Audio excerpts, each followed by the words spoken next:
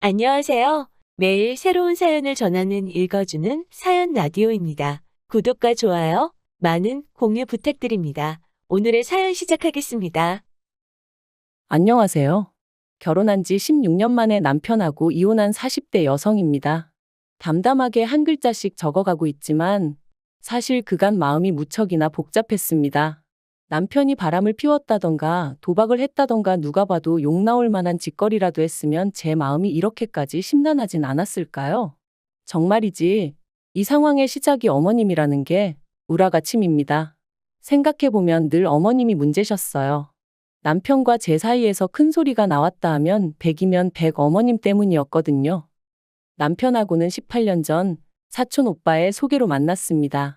그렇다고 사촌 오빠랑 남편이 얼마나 가까운 친구 사이였냐 하면 그건 아니었고 사촌 오빠도 건너 아는 사람이라 했는데 뭐 회사도 좋은데 다니고 하니까 건실한 청년 같다며 자기 딴에는 아끼는 여동생인 저를 챙겨준답시고 다리를 놔준 거였죠. 아무튼 그렇게 만나게 된 저희는 햇수로 1년을 연애했습니다. 그리고 남편이 어차피 둘 다 서로 확신이 있는데 굳이 시간 낭비할 필요가 뭐가 있냐 하며 결혼 이야기를 꺼냈고 저도 딱히 거절할 이유를 찾지 못했거든요. 그래서 그렇게 지금 생각해보면 조금은 번갯불에 콩 구워 먹듯 부부의 연을 맺었습니다.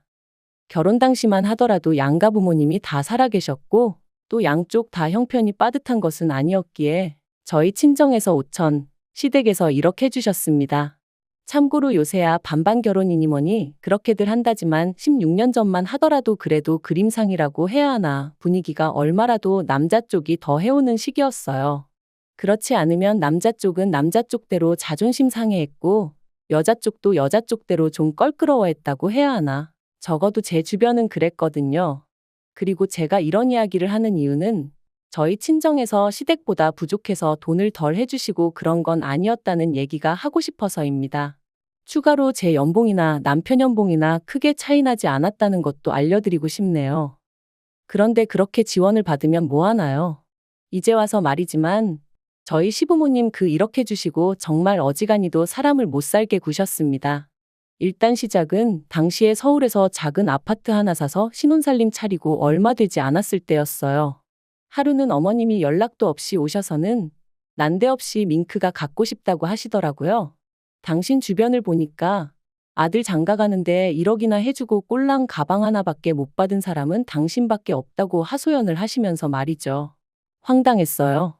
꼴랑 가방이라고 표현하셨지만 이름난 명품이었고 게다가 신상이니 어쩌니 해서 그 당시에 300만 원 가까이 주고 사드렸었거든요. 하지만 그때는 제가 시집 온 지 얼마 되지도 않았을 때였으니 그런 어머님을 어떻게 대해야 할지 모르겠는 거예요. 그런데 그때 옆에 있던 남편이 대뜸 어머님한테 죄송하다더니 이번 주 안으로 800만 원을 보내드리겠다대요. 그러자 저희 어머님 그제서야 표정 푸시고 저한테 하시는 말씀이 당신 아들 봐서 한번 봐준다나요? 그리고 여기서 끝이 아니었습니다. 이후로도 매달 생활비를 보태달라며 적게는 30만 원, 많게는 50만 원도 받아가셨고 그런 와중에 또 명절이니 생신이니 있으면 그건 그거대로 돈 달라 하시고 솔직히 저나 남편이나 주변에 비슷한 나이대 사람들하고 비교했을 때 결코 적게 버는 돈이 아니었는데도 얼마나 부담스러웠는지 모릅니다. 그러다 결혼한 지 3년 차 되던 해 아버님이 폐암 판정을 받으셨어요. 하지만 남편 말로는 한때 이모님이 보험 설계사로 일을 하셨고 그때 어머님 아버님 앞으로 갖가지 보험을 많이 들어놨으니 금전적인 부분은 크게 걱정할 게 없을 거라고 했었죠. 하지만 막상 까보니까 할 말이 없었습니다. 보험은 죄다 쓸데없고 엉뚱한 것만 가입되어 있어서 실제로 도움을 받을 수 있는 건 거의 없었거든요. 그러니 결국 그 병원비가 또 다 저희 주머니에서 나갔습니다. 심지어 나중에는 염치불구하고 저희 친정에서 1,000만 원까지 빌려가면서 아버님 병원비를 댔네요. 그리고 이 부분에 있어선 남편도 지금까지도 감사하게 생각하고 있기는 해요. 어머님은 살다 보면 그럴 수도 있는 거라며 별것도 아닌 걸로 제가 유세 부린다는 식으로 말씀하시지만요. 아무튼 제가 정말 계산기 들고 두들겨 보지는 않았지만 말이 좋아 1억 해주셨지 그 1억 진작에 다 받아가시고도 남았습니다. 그래도 저희 어머님은 주신 것만 기억하지 당신이 받아가신 건 언제 그런 일이 있었냐는 식이셨지요. 아무튼 아버님이 병원 생활 2년 하시고 돌아가셨고, 이후로 저희 친정아버지도 심근경색으로 세상을 떠나셨습니다. 그러면서 양가 어머님 두 분 다 혼자가 되셨고 그렇게 혼자 지내게 되셨어요. 그런데 그렇게 되고 얼마 지나지 않았을 때였네요. 저희 둘째 애가 3살 좀 넘어가면서 잔병 치레가 잦아졌고 그렇다 보니 어린이집에도 못 가는 날이 많아지더라고요. 그런데 문제는 어린이집에 아이를 맡기지 않으면 제가 출근을 할 수가 없잖아요. 그때도 물론 육아휴직이니 뭐니 제도가 없던 것은 아니었습니다만 그게 지금도 눈치가 엄청 보인다죠? 하물며 그럼 10년 전에는 어땠겠어요? 그래서 고민 끝에 어머님께 부탁을 드렸습니다. 참고로 어머님이 사시는 동네는 저희 부부가 사는 곳에서 차로 30분 정도 떨어져 있었거든요. 그래서 아이가 어린이집에 가기 어려울 경우에만 아침에 저희가 아이를 어머님 댁에 내려주고 퇴근길에 들려서 데리고 오겠다 했어요. 당연히 돈도 드리겠다 했고요. 그런데 어머님이 정말 단칼에 거절하셨습니다. 그리고 그 이유가 정말 너무 서운해서 지금도 생각만 하면 울컥하고 우라가 치미는데 당신 운동하러 다니는데 시간 맞추기 불편하다는 거였죠. 참고로 저희 어머님, 아버님 돌아가신 이후로 무슨 물 만난 물고기도 아니고 아주 신이 나서 어쩔 줄 모르시대요. 오만 할아버지들을 만나고 다니시면서 콜라텍이니 등산이니 어쩜 그렇게 하루도 안 빼놓고 놀러를 다니시던지 여러 가지로 대단하다 싶더라니까요. 아무튼 정말 하루도 안 도와주셨습니다. 단 하루도 말이죠. 그리고 결국 그 상황을 보다 못한 저희 친정어머니께서 저희 집 근처로 이사를 와주셨어요. 사실 지금도 생각하면 친정어머니한테는 죽을 죄를 진 것 같아 너무 죄송하고 눈물만 펑펑 나요. 저희 친정어머니는 친정아버지가 돌아가신 이후로 고향으로 내려가서 지내고 계셨어요. 고향에는 그래도 어머님 친척들도 있고 또 오랜 친구분들도 계셔서 심적으로 편하다고 하셨거든요. 그리고 또 땅값이나 집값이 싸다 보니 친정어머니가 좀 여유롭게 생활이 가능하셨죠. 근데 잘 가르쳐 놓은 딸이 애 키운다고 잘 다니던 직장을 관두게 될까봐 노심초사하시다가 결국 서울로 다시 올라오셨는데 그렇다 보니 원래 해놓고 사시던 거에 비해 상황이 너무 누추해지대요. 사람들과의 교류도 적어진 건 당연했고요. 정말이지 딸 하나 어떻게든 도와주시겠다고 여러 가지로 손해를 감수하고 올라와 주신 거였어요. 물론 저희 애 봐주시는 거에 대해서 돈은 드렸지만 솔직히 그거 100만 원 받아서 저희 친정어머니가 얼마나 부자가 되셨겠어요? 그리고 그나마 받은 돈도 다시 손주들 이거 사주고 저거 사주고 저희 반찬해준다고 쓰시고 친정어머니가 저희에게 베풀어 주신 걸 이야기하자면 한도 끝도 없을 거예요. 아무튼 그러다가 친정어머니가 3년 전에 뇌졸중으로 쓰러지셨습니다. 그나마 친정어머니 생신이라 다 같이 모인 자리에서 쓰러지셨으니 바로 응급실로 모셨고 그래서 위기는 어떻게 넘겼지만 저뿐만 아니라 다들 크게 충격을 받았죠. 특히나 저희 애들은 다 울고불고 난리가 났었어요. 외할머니 잘못되면 어떡하냐면서 첫째는 원래 한 달에 한 번이나 기숙사에서 집에 올까 말까 했었는데 일주일에 한 번씩 내려오질 않나. 거기서도 하루가 멀다 하고 저한테 전화하고 친정어머니한테 전화하고 연결 안 되면 저더러 가서 외할머니 잘 계시나 보고 오라고 하고 둘째도 뭐 매일같이 외할머니랑 우리 같이 살면 안 되냐고 저랑 남편을 졸라댔어요. 정말이지 저희 친정어머니라서 하는 말이 아니라 정말 저희 애들을 사랑과 정성을 다해 돌봐주시고 키워주셨거든요. 그래서 결국 남편과 상의 끝에 친정어머니를 저희 집에서 모시게 되었습니다. 마침 남편이 그 무렵 지방에 발령이 나면서 서로 불편할 일도 없겠다 싶기도 했고요. 남편은 어디 가면 꼭 마치 자기가 무슨 장모님을 모시고 산 사람 마냥 합가라고 표현을 하지만 저는 지금도 그 표현이 가당치도 않다고 생각합니다. 지방 발령을 받은 후 남편은 기숙사에 있는 첫째보다 더 낮은 빈도수로 집에 왔었고 그래서 친정어머니가 저희 집에 들어오시고 1년 만에 돌아가셨는데 그때까지 실제로 한 집에서 부딪힌 건 10번이 채 안 됐거든요. 그리고 저희 남편이 집에 오면 뭐 얼마나 살뜰히 저희 친정어머니를 챙겼냐 하면 그것도 아니었어요. 오히려 저희 친정어머니께서 사위 혼자 고생하다 왔다며 그 와중에도 상다리가 부러지게 한상 차려주시고 그랬죠. 그리고 남편이 뭐 이혼하게 된 마당에 이런 표현도 웃기지만 그런 부분에 있어서는 지금도 감사하다고 말은 해요. 다만 저더러 한다는 소리가 자기 어머니한테도 저희 친정어머니처럼 애들하고 가까워질 기회를 줘야 할 거 아니냐는데 저는 충분히 드렸다고 생각하거든요. 그 모든 기회를 차버리신 건 어머님 본인이시고요. 이런 이야기가 나오게 된 건 얼마 전에 있었던 어머님의 폭탄 선언 때문입니다. 친정어머니가 돌아가신 지 1년도 안 되었는데 어머님이 이제 당신 차례라며 합가를 하자고 하셨거든요. 그리고 그 이유가 정말 어이가 없었습니다. 원래도 저희 어머님은 당뇨에 고혈압에 난리도 아니셨는데 매일같이 놀러 다니시며 술 드시고 고기 드시고 한마디로 하나도 관리를 안 하셨어요. 그랬더니 이제 언젠가부터 몸이 예전 같지 않다면서 앞으로는 며느리가 해주는 밥 먹고 며느리가 빨아주는 옷 입고 그렇게 지내셔야겠다는 거예요. 어쩜 그렇게 한마디 한마디 어이없는 소리만 골라 하시던지 저 정말 하마터면 코웃음을 다 칠 뻔했다니까요. 그래서 제가 그런 말씀 마시라고 저 어머님하고 같이 못 산다 했습니다. 옛날까지 거슬러 갈 필요도 없다고 저희 친정어머니 병원 검사 가는 날이라 그날만이라도 둘째에 좀 챙겨달라 부탁드렸을 때 어머님 뭐라고 하셨냐? 왜 니네 엄마는 자기 몸뚱아리 하나 관리를 못해서 여러 사람 피곤하게 하냐고 하지 않으셨냐? 제가 그런 소리까지 들었는데 이제 와서 어머님 수발을 들고 싶겠냐고 못한다 했죠. 그랬더니 어머님이 그때는 당신도 다 당신 할 일이 있었는데 제가 무턱대고 들이대니 기분이 나빠서 그런 소리가 나왔다며 그게 진심이었겠냐? 너는 사람 말을 걸러들을 줄도 모르냐? 그래서 그걸 어떻게 걸러듣냐고 받아쳤어요. 한마디 한마디가 비수가 돼서 여기 가슴 한복판에 탁탁 내리 꽂혔다고. 그러니까 저한테 밥 얻어먹고 사실 생각은 꿈에도 하지 마시라 했죠. 그랬더니 이제 남편이 난리가 났어요.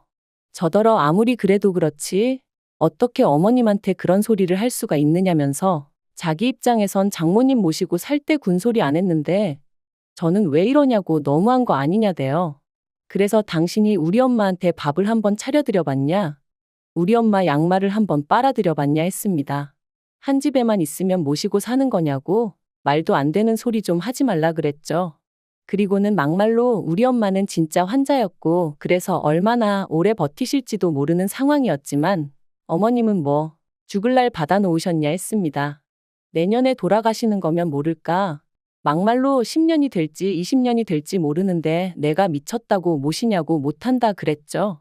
그랬더니 남편이 저더러 미친 거 아니냐면서 아무튼 결국 서로 고성이 오갔고 주먹만 오가지 않았지 피 터지게 싸운 거나 마찬가지였어요. 그리고 아무리 이런 상황을 숨기려고 해도 결국 애들도 다 눈치를 챘더라고요. 그런데 애들이 대번에 저희 남편더러 하는 말이 자기들은 할머니랑은 같이 못 산답니다.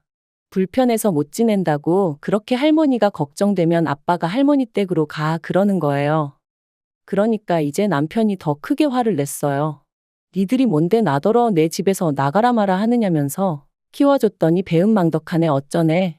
할머니가 없었으면 니들이 이 세상에 존재를 했겠냐 어쨌겠냐 하면서 생색 낼 게 없어서 낳아준 걸로 생색을 내냐 한심하다 싶었죠. 그러니까 애들이 아빠랑은 말이 안 통한다면서 지들 방으로 쏙 들어가 버렸어요. 그리고 보통 이렇게 애들하고 남편하고 부딪히면 그래도 결국 제가 나서서 좀 다리가 되어주곤 했거든요. 그런데 이번엔 그러기도 싫대요. 뭐 솔직히 애들이 틀린 말을 한 것도 아니잖아요. 아무리 할머니랑 손자 사이라지만 어느 정도 서로 좀 정도 있고 그래야 같이 지낼 수 있지. 할머니라고 해도 어쩌다 명절이나 애들 생일 때 돈 10만 원 쥐어주신 게 전부인데 애들 입장에서 거기서 할머니의 정을 느꼈으면 얼마나 느꼈겠어요.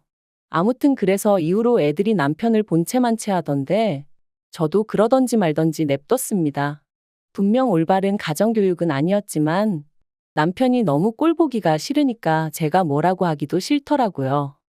아무튼 그런 와중에 저희 어머님이 기어이 당신 짐을 싸들고 저희 집에 오셨습니다. 저희 친정어머니가 돌아가시기 전까지 쓰시던 작은 방에 당신 짐을 푸셨고요. 그리고는 그때부터 본격적으로 저를 잡기 시작하시대요. 집안이 왜 이렇게 우중충하냐? 반찬이 이게 뭐냐? 빨래를 왜 매일 안 하냐? 솔직히 제 입장에선 기도 안 찼습니다. 어머님이 살림을 얼마나 똑부러지게 하시던 분도 아닌데 그렇다고 제가 무슨갓 시집 온 새색시도 아닌데 말도 안 되는 꼬투리를 잡아대시니 환장할 노릇이었죠. 그래서 결국 남편에게 우리냐 아니면 어머님이냐 둘 중 고르라 했습니다. 그랬더니 저더러 미쳤냐고 고르긴 뭘 고르냐면서 저만 좀 양보하고 이해하면 다 잘 지낼 수 있는데 제가 일을 크게 만든다대요. 그래서 결국 절이 싫으면 중이 떠나야지 하는 마음으로 제가 나가겠다 했어요. 집이야 뭐 이혼하게 되면 나라에서 알아서 재산 분배해 줄 것이고 어차피 공동명의라 남편 마음대로 할 수도 없는 상황이었으니까요. 그리고 저는 친정어머니가 남겨주신 재산도 있고 그래서 그걸로 작은 빌라나 하나 얻어서 일단 들어가야겠다 싶었죠. 그런데 문제는 애들이 자기들도 저를 따라가겠다고 들더라고요. 죽어도 아빠랑 할머니랑은 못 산다면서. 그래서 그래, 한번 셋이서 잘 지내보자 하고는 남편에게 통보했어요. 애들하고 나하고 셋이 나갈 테니 어머님하고 둘이 한번 잘 지내보라고 당신 말대로 장모님하고도 합가 잘했으니까 친엄마인 어머님하고는 뭐가 어렵겠냐고 그랬죠. 그랬더니 남편이 정말 이렇게까지 해야 하냐면서 자기야말로 저처럼 독한 여자랑 못 살겠다고 이혼하자대요. 그래서 순식간에 완전히 남남이 되었어요. 그런데 웃긴 건 이 시간 동안 저희한테 이혼은 하지 말라고 극구 말린 사람이 딱 한 명 있었는데 그게 어머님이셨습니다. 그런데 이혼한 지 오늘로 한 달도 채 안 됐는데 남편이 벌써부터 죽는 소리를 합니다. 하루가 멀다 하고 문자며 전화며 해대서는 만나서 이야기 좀 하자. 어머님이 완전히 달라지셨다 나도 예전에 내가 아니다. 하지만 그러던지 말던지 제 마음이 완전히 차갑게 식어서 그런가? 그런 남편이 꼴사납고 우습기만 할 뿐 불쌍한 마음은 하나도 들지 않네요. 게다가 듣자 하니 어머님이 그간 그렇게 합가하려고 애를 쓰셨던 이유가 매번 당신 죽으면 집은 저희 줄 거라며 거들먹거리셨는데 그 집이 전세도 아니고 월세였더라고요. 사귀던 할아버지가 있었는데 그분한테 잘 보이려고 비싼 골프용품을 어지간히 사다 바치셨던 모양입니다. 그 할아버지도 그 연세에 재혼을 미끼로 저희 어머님을 꼬여내셨던 모양이던데 뭐라 할 말이 없더라고요. 남편도 그 이야기를 하는 내내 속 터져 미치겠다고 울분을 삭히지 못했고요. 아무튼 뭐 그러니 이제 그나마 월세 내는 것도 빠듯해서 저희 집에 들어오려고 하셨던 건지. 솔직히 그 속이야 어머님만 아시겠죠. 저는 이제 관심 없어요. 남편한테 그간 못한 효도한다 생각하고 어머님한테 잘해드리라 한마디 했고 마음 같아선 핸드폰 번호도 바꿔버릴까 했지만 애들 때문에 그건 현실적으로 좀 어렵겠더라고요. 어떻게 마무리를 해야 하나 싶은데 이렇게 사는 사람도 있습니다. 하늘에 계신 친정어머니가 이혼해서 졸지에 혼자 애 둘을 키워야 할 딸을 보면 마음이 얼마나 아프실까 싶지만 그래도 또 한편으론 그런 친정어머니가 절 지켜봐 주실 거라 생각하니 용기가 나는 것 같네요. 보란 듯이 잘 살아볼게요. 긴 이야기 들어주셔서 감사합니다. 오늘의 사연은 여기까지입니다. 구독과 좋아요, 알람 설정해주시면 앞으로 더 좋은 사연으로 찾아오겠습니다. 감사합니다.